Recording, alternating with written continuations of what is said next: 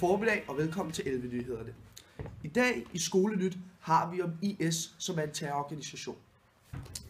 Vi vil gerne vide lidt mere om IS, men lige til at starte med, IS var i starten ikke en så stor organisation. Det startede her i Syrien, så udviklede det sig til Libanon, så invaderede de Irak og nu i Tyrkiet. Vi vil gerne vide lidt mere om IS, så nu har vi en ekspert på området på telefonen, Jørgen Bæk Simonsen. God formiddag. Hej. Hvad er FN's rolle, når man snakker om IS?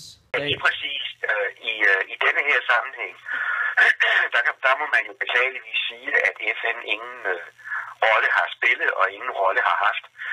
Og det hænger jo først og fremmest sammen med, at Islamisk Stat, som den gruppering, der i juni 2014 udråber kalifatet, jo sådan set begynder at se dagens lys i forlængelse af den amerikanske invasion af Irak i 2003. Der får vi etableret den gruppe, der hedder Islamisk Stat i Irak, ISIS.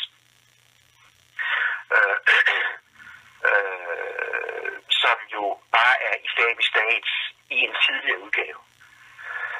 Så det er ikke noget, der lige pludselig sker, men det er altså noget, der sker, fordi dem, der tager initiativet til det, de forsøger at bruge de vestlige imperialistiske magters tilstedeværelse som et argument for, at det nu er nødvendigt at skabe en rigtig muslimsk stat.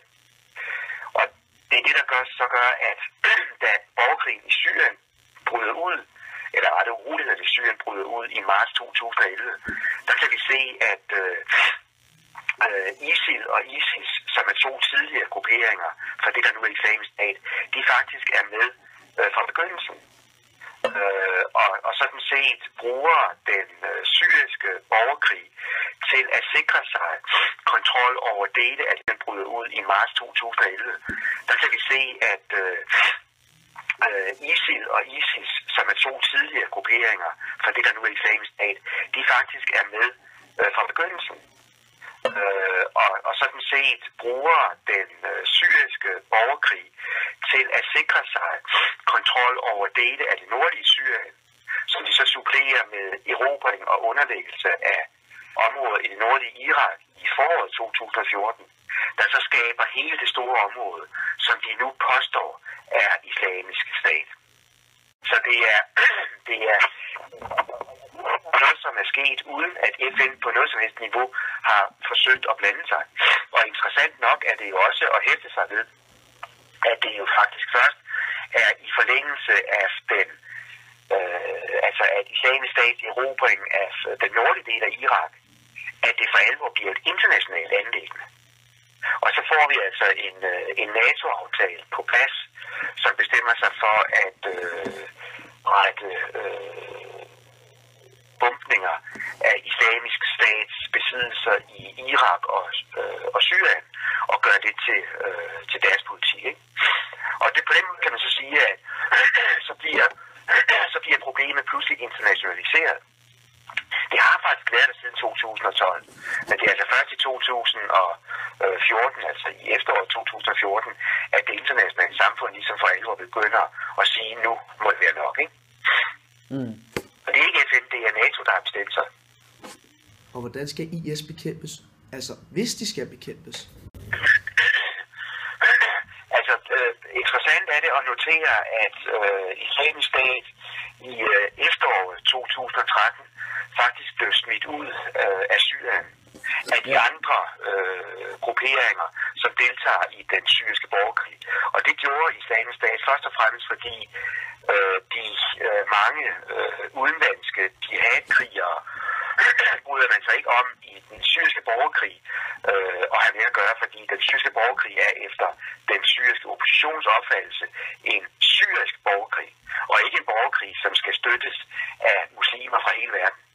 Så derfor bestemte man sig for, blandt den syriske opposition, til at smide Islamisk Stat ud af det nordlige Syrien i efteråret 2013. Og det lykkedes faktisk. Man havde held til at opretholde sin tilstedeværelse stærkt begrænset i Raqqa, byen Raqqa i det østlige del, men ellers må man trække sig ud af Syrien. Over i Irak.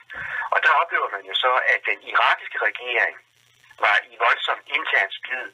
Og det betød jo altså, at den irakiske hær ikke var i den del af Irak, da Islamisk Stat kom ind i Irak.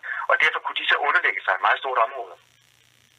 Og med de nye våben, som de så kom i besiddelse af, og som jo blandt andet var moderne amerikanske vestlige våben, som den vestlige verden havde givet til hæren i Irak, de kom nu pludselig i Islamisk Stats besiddelse. Og med de nye våben havde Islamisk Stat så mulighed for i løbet af sommeren og efteråret 2014 at igen gøre sig gældende i Syrien. Så man kan sige, at Islamisk Stat har haft sådan en bevægelse op og en bevægelse ned, ikke? Og det de har for øjeblikket, det er, at de jo altså uafviseligt sidder på kontrollen af en del af det nordlige Syrien og det nordlige Irak. Men sådan som udviklingen omkring Kobane har vist i Syrien, der var de jo nødt til at trække sig og blive smidt ud. Vi ved, at en stribe af deres øverste militære chefer er blevet dræbt af de amerikanske og internationale bombardementer af mål i både Syrien og Irak. Og den skrækkelige måde, hvorpå de brændte denne her jordanske pilot for nogle uger siden, er jo også i sig selv et udtryk for, at de er under voldsom pres, ikke? Men de er der stadigvæk.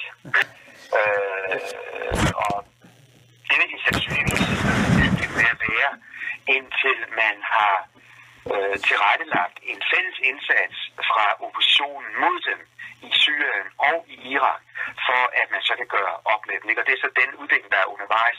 Det er Syrien, hvor både den syriske hær er begyndt at optrappe deres angreb på Islamisk Stat, hvor den øvrige opposition igen er begyndt at presse Islamisk Stat i det syriske område, ligesom vi ved, at kurderne i den nordlige del af Irak og den reorganiserede irakiske hær har nogle meget voldsomme idéer, meget barske idéer med en gang for alle at få dem nedkæmpet i den nordlige del af Irak.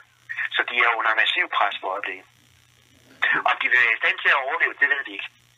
Det må vi afvente og se. Og vi siger tak til Jørgen. Tak for i formiddag. På gensyn.